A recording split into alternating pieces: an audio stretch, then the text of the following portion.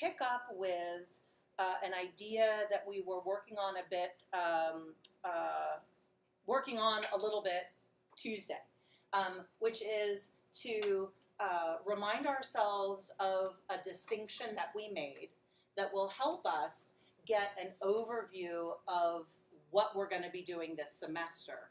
So the idea that I have, it may work for you, it may not, but conversation I think will help clarify any problems that you have.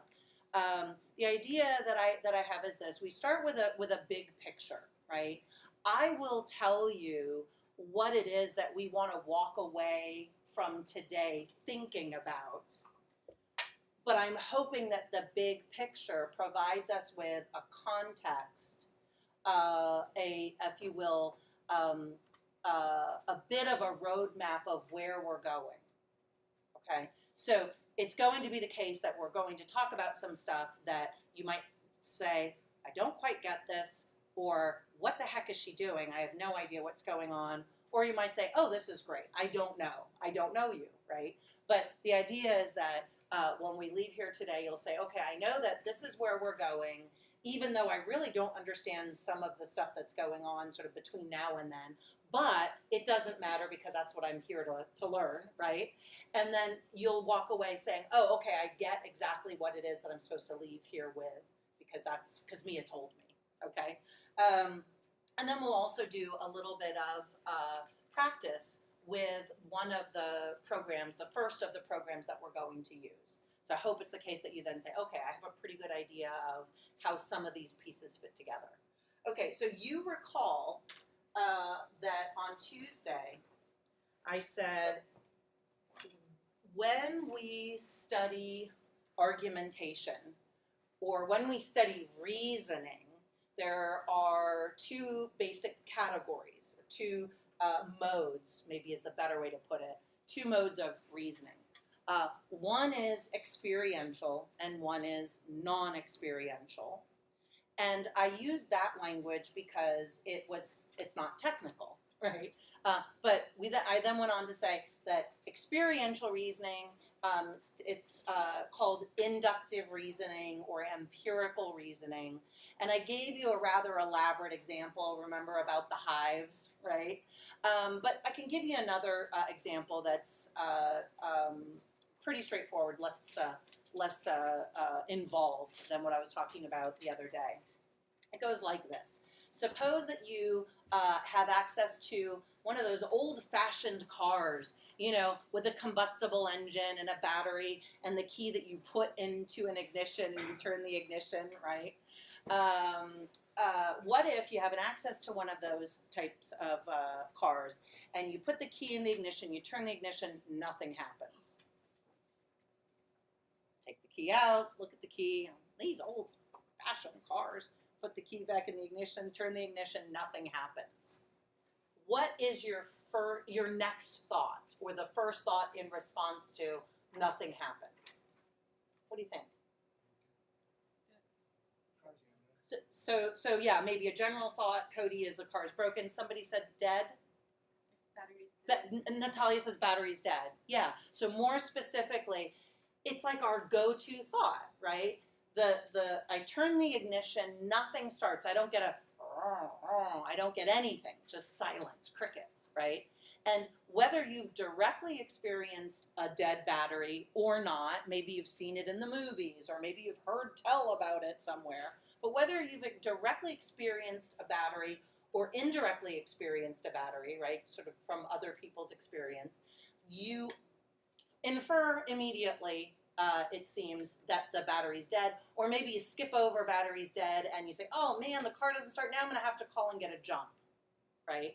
That would be the next inference that you may have jumped over.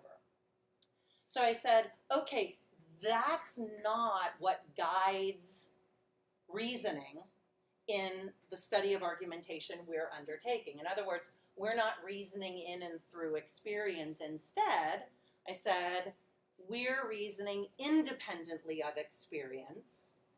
And the example that I offered was the happy cows argument. Does everybody remember that, right?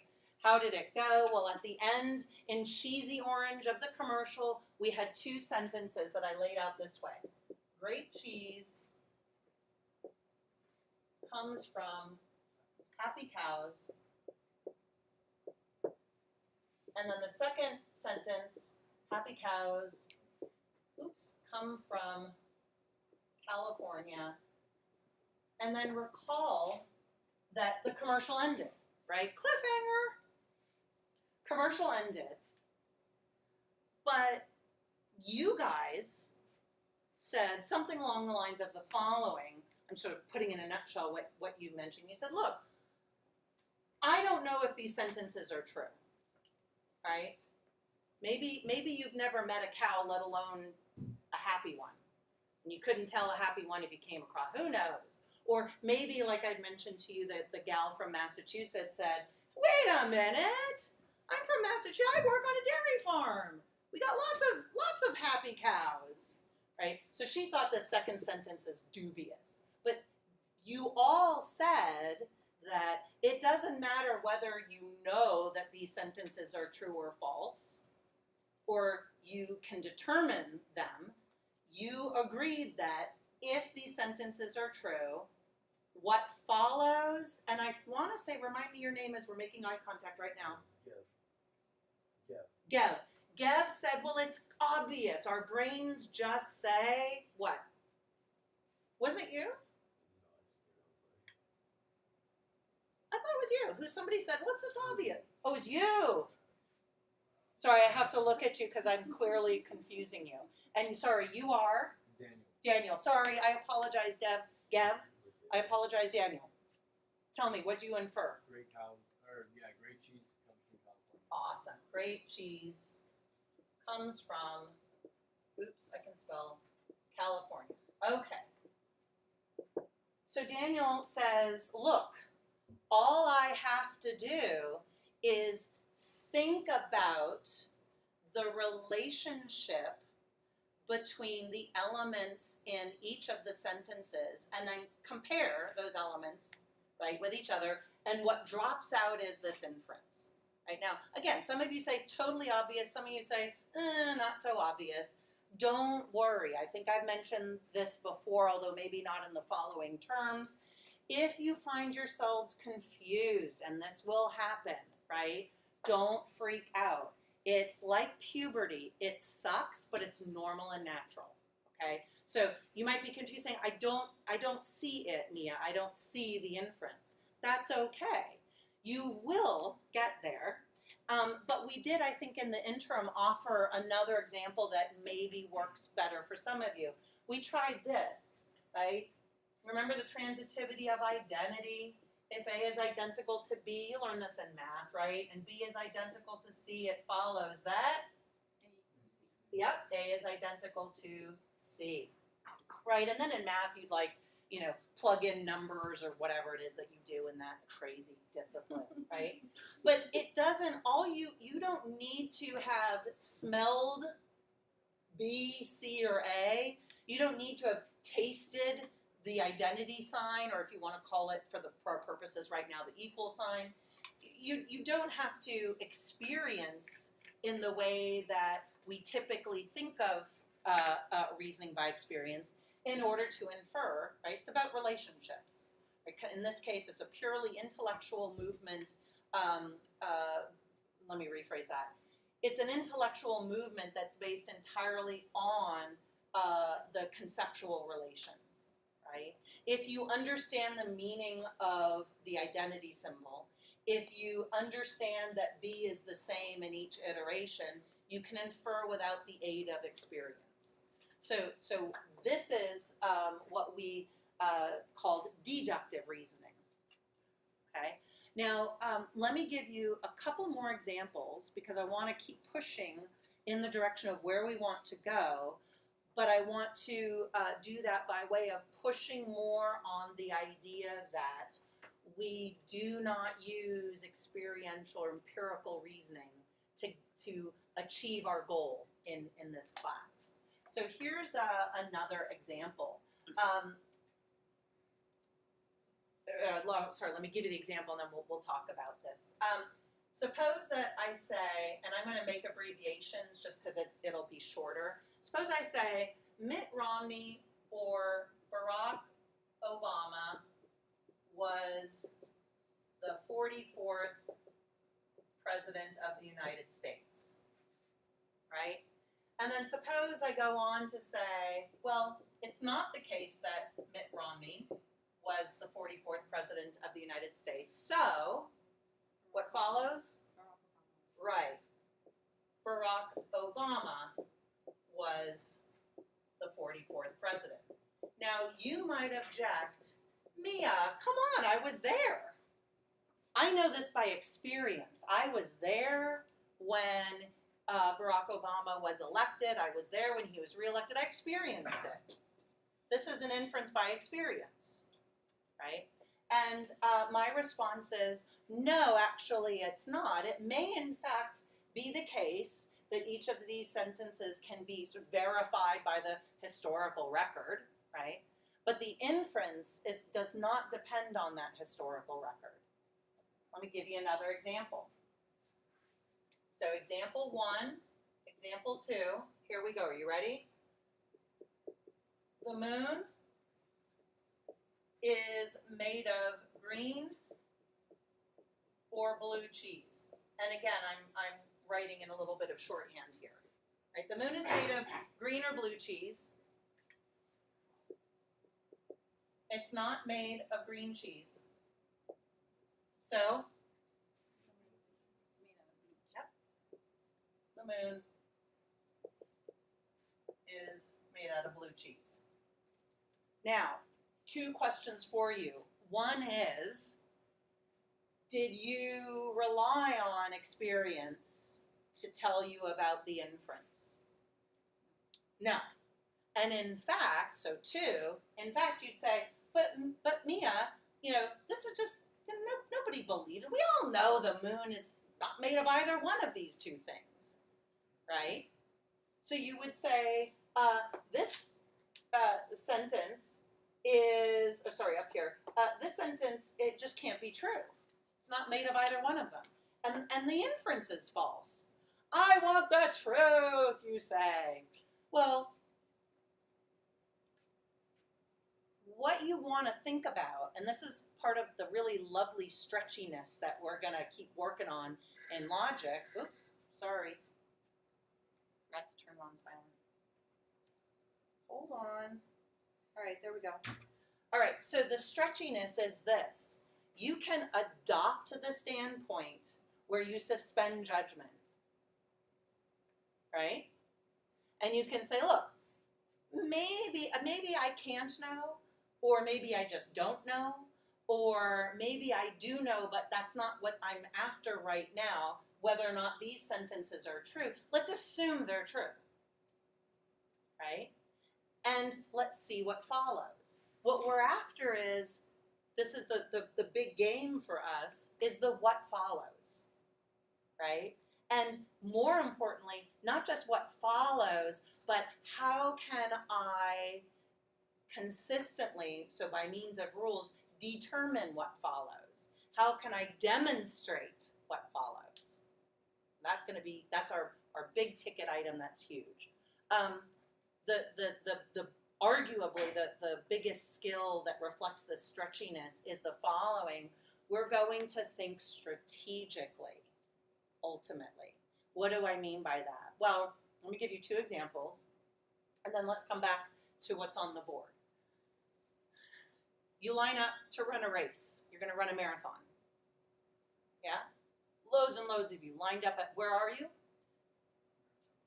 At the what? Yeah, you're at the marathon. Where are you at the marathon, though? You're at the starting line, right? Okay.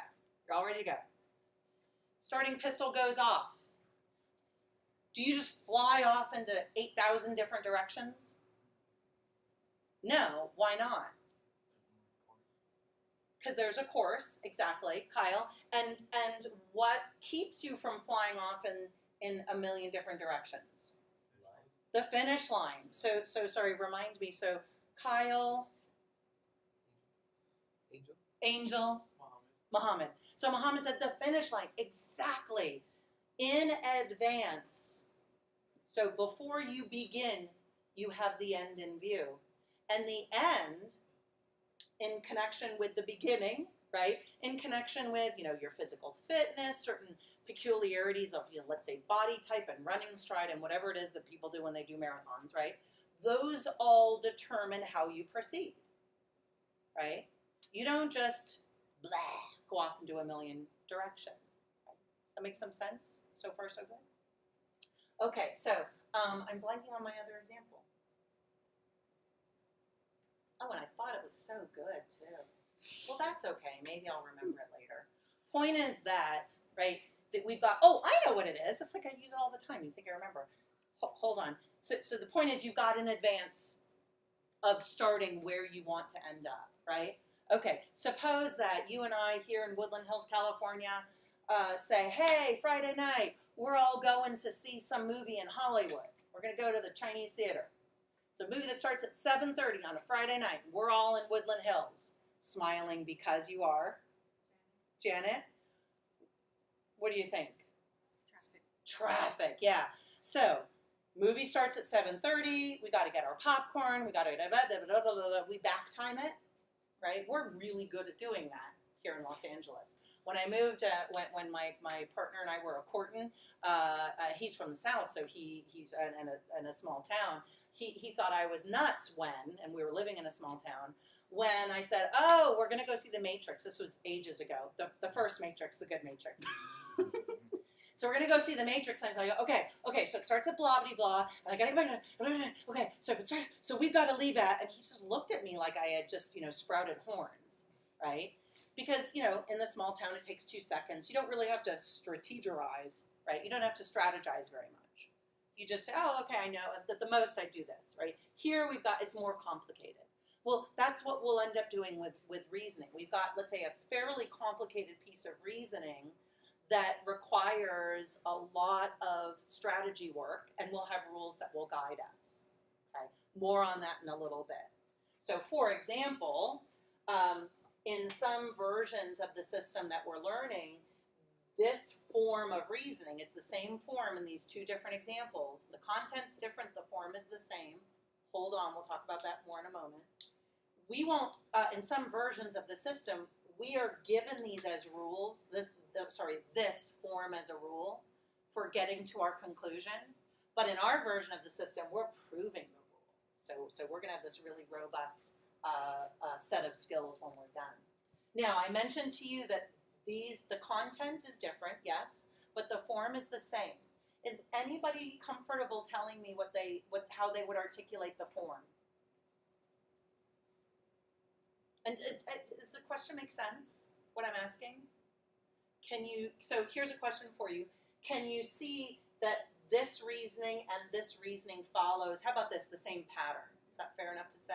Okay, so, and I'm sorry, you are? Connor. Connor, what are you thinking? You could do like A or B equals C, and then you know that B does not equal C, so A must equal C. All right, that's beautiful. Can I simplify yours just a little bit? Yeah, of course. Okay, so Connor says, so let me, you'll notice, by the way, my board work always is rotten, so 2 things. One is it should be the case, if you want class notes, you can get them on Canvas, they should be there.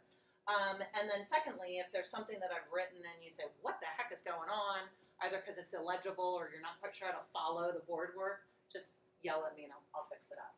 Okay, so Connor says this is what we've got. A or B, not A, therefore or so B. Okay? This is the form, and it's the form is correct, and I'll say more about what that means in a moment. The form is correct regardless of what the content is, right? Moon is made of green cheese, blah, blah, blah. Form is correct. So what we're interested when we study a deductive system of argumentation is the form that the reasoning takes, not the content. Although, obviously, in the best of all possible worlds, we want the content to be correct, right? Think about, for example, it's an easy example because he's in the news a lot, and whether you are a big fan or not a big fan of the current president, typically the U.S. president gets a lot of attention. This one likes a lot of attention. So there's loads of stuff that's said. So that's why I'm going to pick on him right now.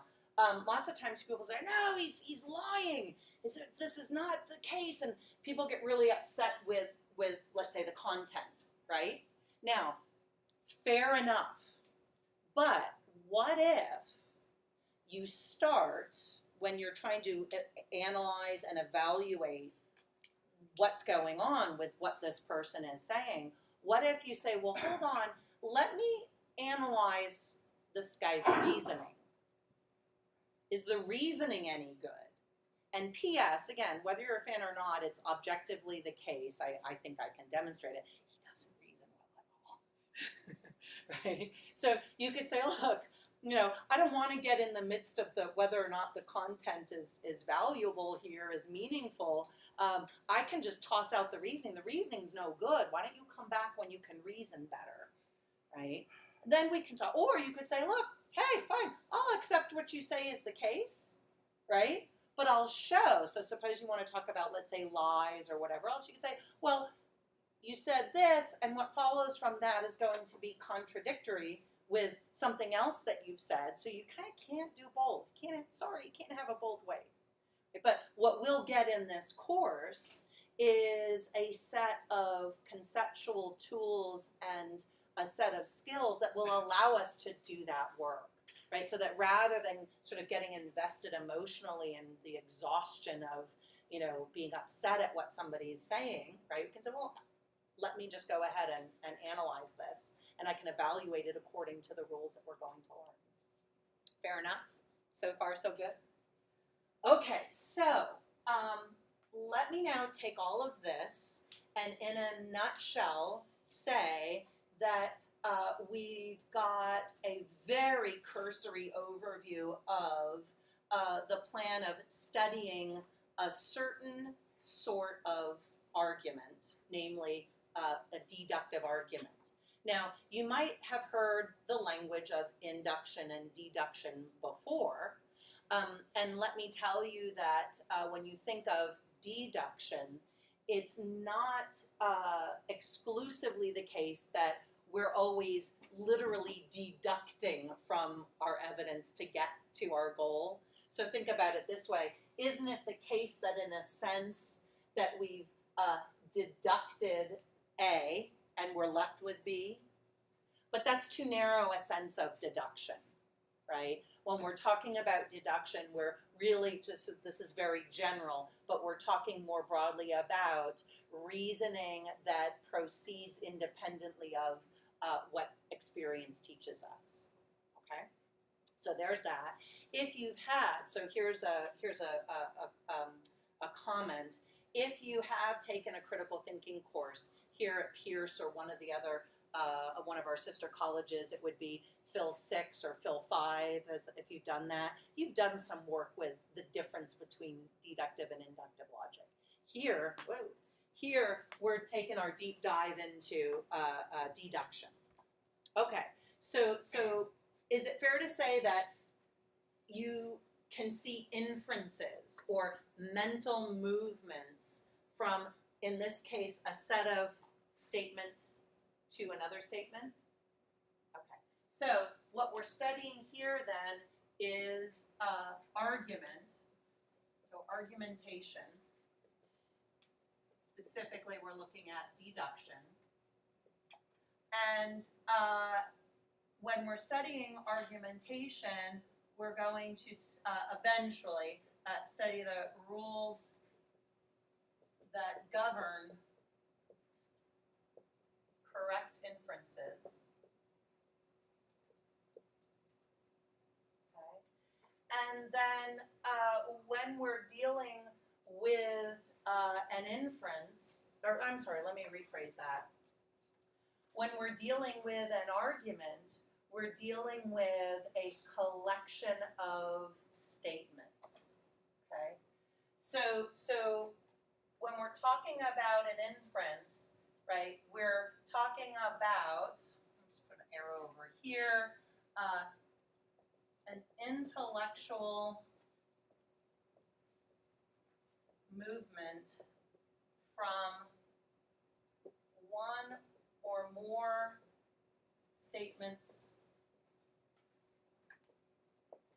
to another statement. So I'm using the word statement just because I want to make a distinction between statement and sentence. Our textbook uses the language sentence, uses the word sentence all the time. There's obviously nothing illegitimate about that. There are lots of different types of sentences, right? We can have sentences in the version of a declarative or a prescriptive statement, right? Today is Tuesday, something like that, right? We also have sentences that are questions. How are you today? Right? Shut the door. The sort of sentence, though, that is the exclusive candidate for inference making is a statement, right? So a statement is a sentence that is true or false. In other words, we're dealing with truth values. So even though you might get a little bit frustrated by the fact that, you want to know the truth. Is it true that great cheese comes from happy cows? Or, you don't want to deal with arguments whose truth values are, let's say, false, like the moon is made of blue or green cheese, right? Yes, we want to, and we do attempt to present evidence that we take to be true, and then we reason from it, right? But what we're focusing on ultimately in this course is not that content, not the actual truth or falsity of a sentence, but on the assumption that a sentence is true, how do we proceed from there? Okay? And that returns me back to that point I made about the stretchiness of the thinking that we get. We can suspend judgment and say, well, hey, I'll accept your evidence. Let's see if it leads to the claim that you want to make. Let's see what really follows from this. And that's a really great skill set, that strategic skill set we were talking about earlier to have. All right, so we're going to deal with truth values. So now we're ready to drill down a bit into the sentences that we're going to be dealing with. Okay, so we're getting close to chapter 1. We're still working on an overview of the course here. The sort of sentences that we're going to deal with are either singular or quantified. Okay, so let me check this real quick. Oh no. Here's the, I can't quite see. Oh, that's okay. I'm going to move this over here. All right, so singular or quantified. That's it. Okay, let me point to a couple examples on the board, and then we'll get some more technical work done. Please know, though, just file the following away. I'm not going to ask you on an exam, define a singular sentence, right? Or you're going to use the stuff, right? So remember, we're building skills, and the content knowledge is technical knowledge that we want to have, right? Every discipline has technical knowledge. It allows us a level of precision we wouldn't otherwise have, right? Conceptual precision. But our goal is we want to use this stuff. So on the exams, we're going to perform as opposed to simply effectively repeat back what we know, if that makes some sense. Okay, so a singular sentence. Here's a singular sentence. Mitt Romney was the 44th president of the United States. It's a singular sentence. Here's a singular sentence as well. It's not the case that Mitt Romney was the 44th president of the United States. Here's another singular sentence. Barack Obama was the 44th president of the United States. And still another singular sentence. Mitt Romney or Barack Obama was the 44th president of the United States. Okay, so let me throw out a couple more technical terms, and then we'll talk about those. A singular sentence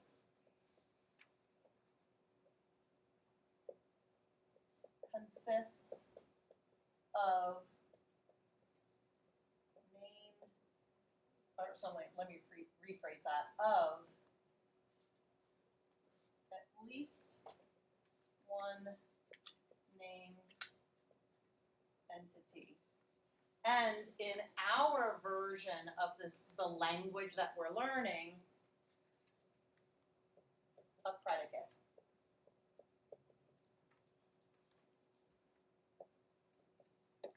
So, singular sentences can be, in our textbook, atomic or simple. They can be compound. Okay, what the heck is going on here? What did I just say? What? All right. A singular sentence consists of at least one named entity. The sentence, Barack Obama was the 44th president of the United States, is a sentence about who? Barack Obama. Barack Obama is our named entity, right? What are we saying about Barack Obama? 44th president. So the subject, in this case, the grammatical subject, is our named entity, and then the predicate is what we say about him. In the notation, we're going to learn a couple of different types of notation. Again, remember, I'm going beyond our starting point, right? I'm trying to give us a kind of a big picture here. Here is an example. So we could say 44th U.S. president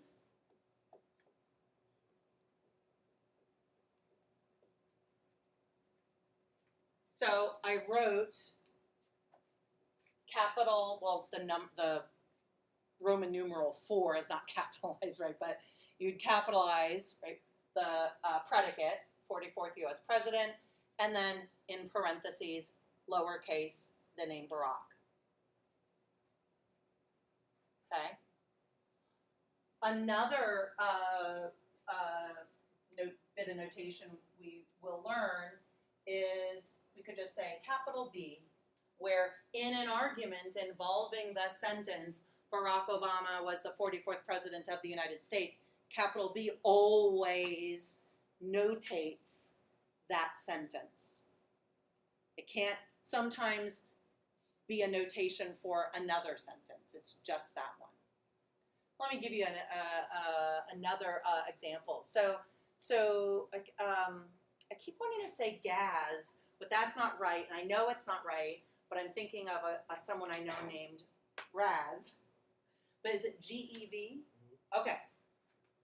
Here is, in terms of number of words, the smallest linguistic unit.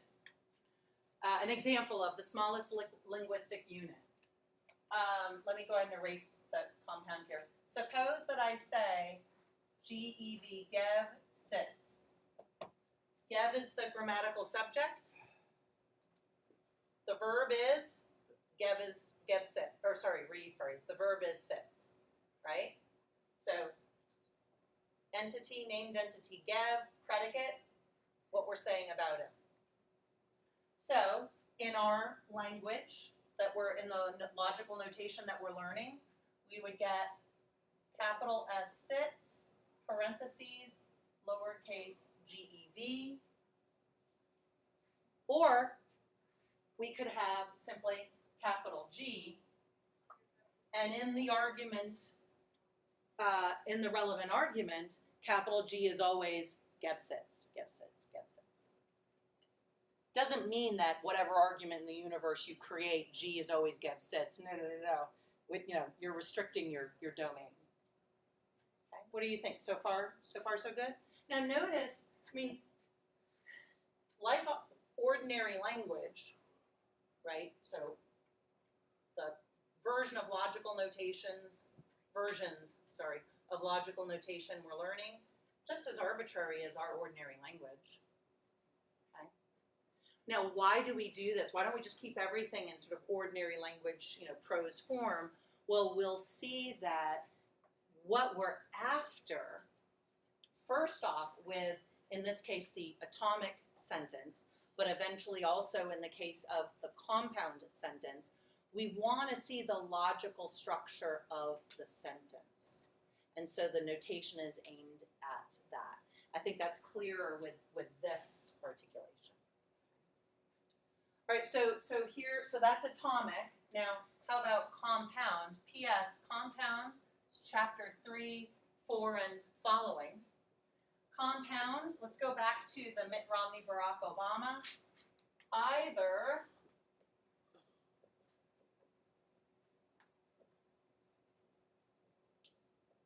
Mitt Romney or this big seeming capital V is an or, Barack Obama. Sorry.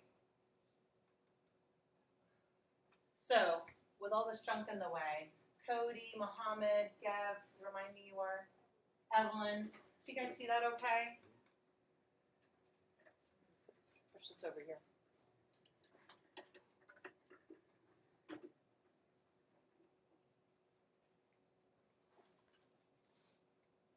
Here's another example of the notation.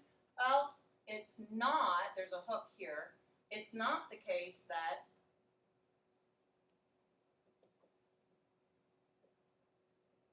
Mitt Romney is the 44th President of the United States. So that hook symbol is going to be the operator, the logical notation for saying not or negating a sentence. Right? That's where we're going. We're heading there. So, a singular sentence is a sentence that involves a named entity. And the named entity, the technical term for that is individual constant. We'll be talking about this language, so don't stress over like, I gotta memorize it. You'll be using it, right? What do you think, Mohammed? I'm like kind of confused about what's before the underneath, where you said there's another way to write it. Like, what is that exactly? Oh, thank you. Okay, so let me come on over here. How about this? Can I erase the get example just so I can, well, actually I can put it up here. So for the compound, we could say either Mitt Romney or Barack Obama, and then it's not Mitt Romney. Yeah, that's where we're going.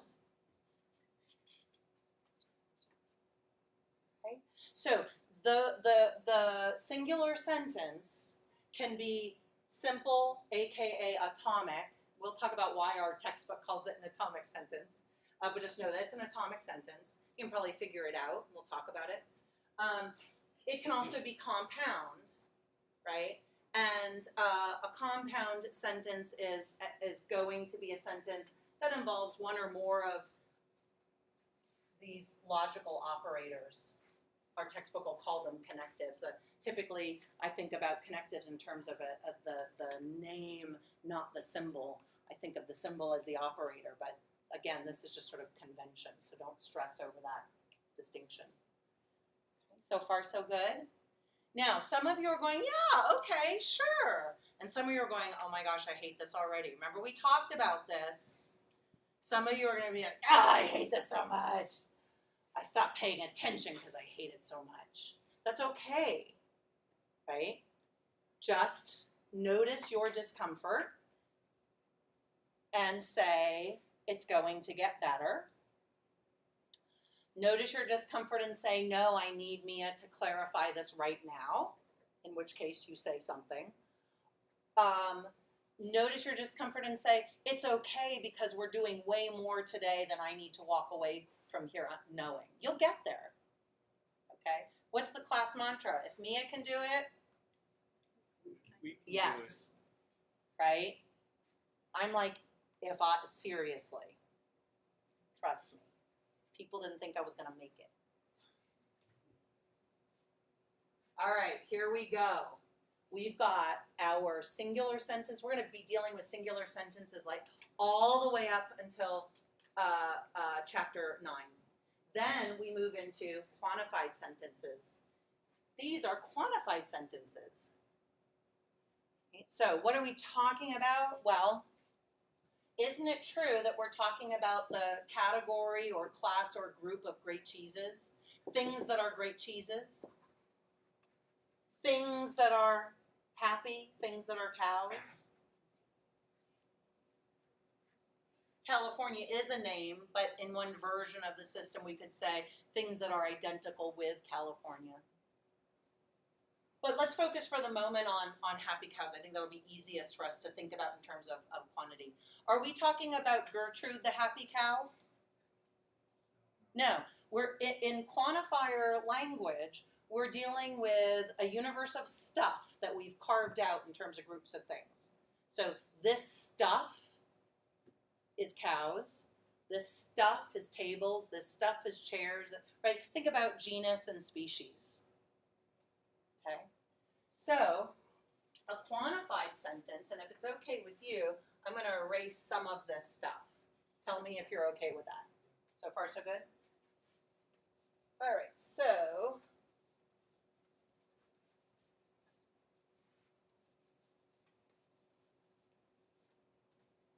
so how did I start? Okay, so a quantified sentence consists of a class, category, or group, at least one. I should be more exacting here, at least one,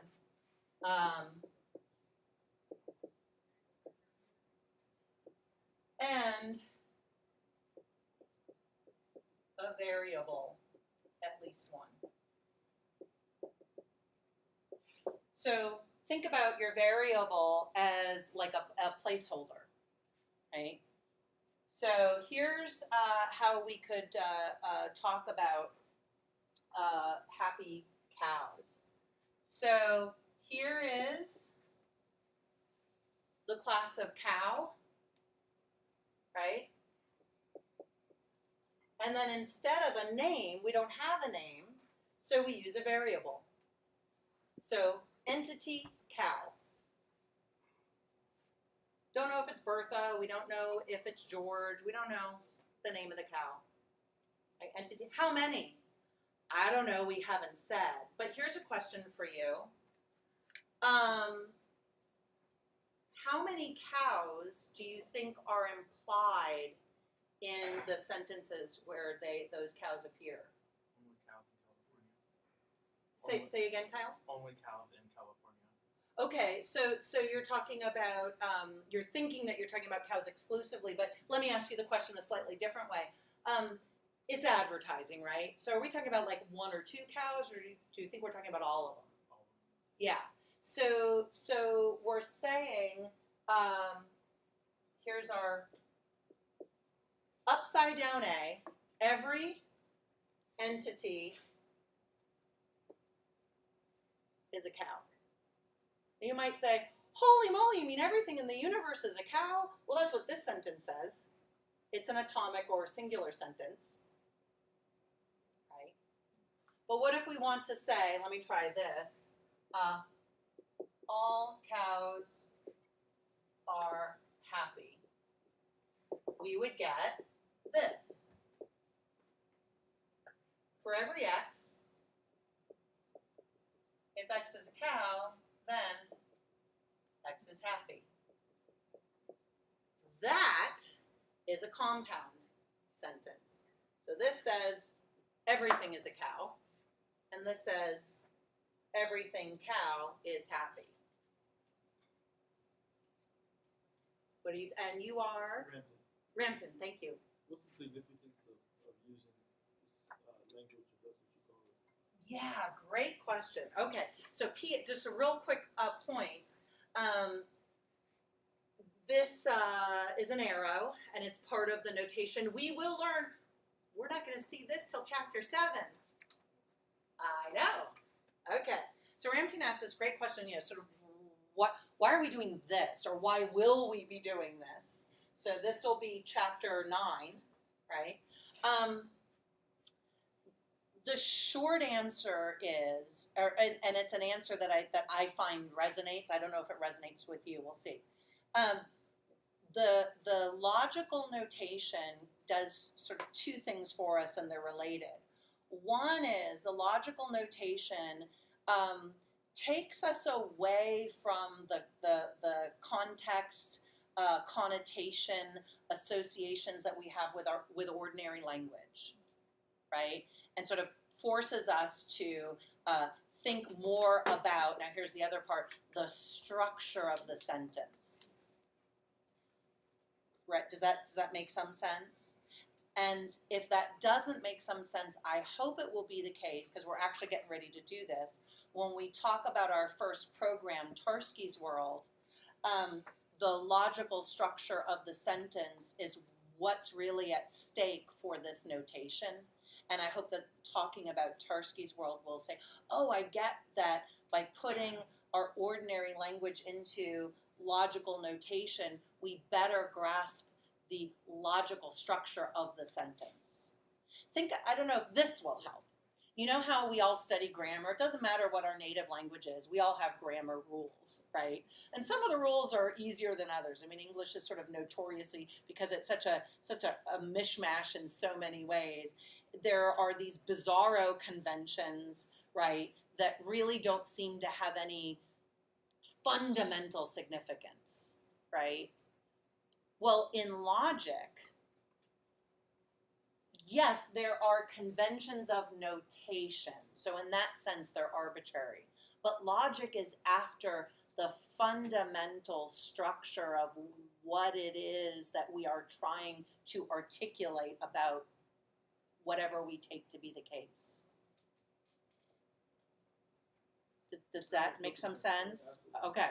So we are after, even though I made this whole big stink about, well, just assume that, these sentences are true, don't worry about whether or not they're true or false, as though truth doesn't matter. Well, no, I mean, we're going to learn some theories of truth sort of secondhand here in this course.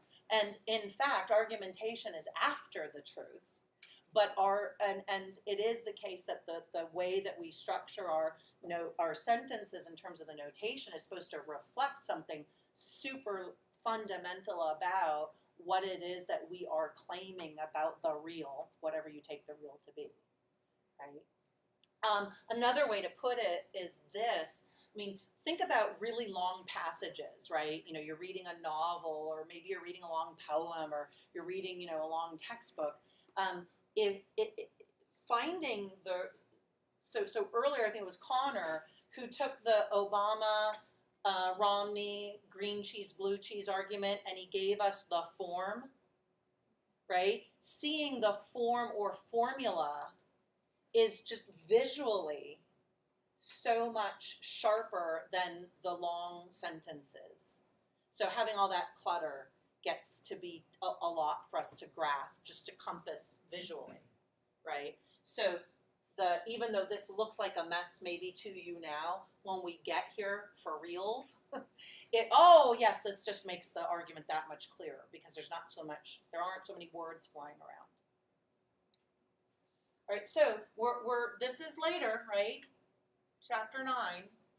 But the cool thing, I hope, is that you say, oh my gosh, okay, so we're studying argument. Specifically, we're going to study within a couple of versions of a system of deduction how you can prove the conclusion of an argument that is logically correct. We really only have two types of sentence.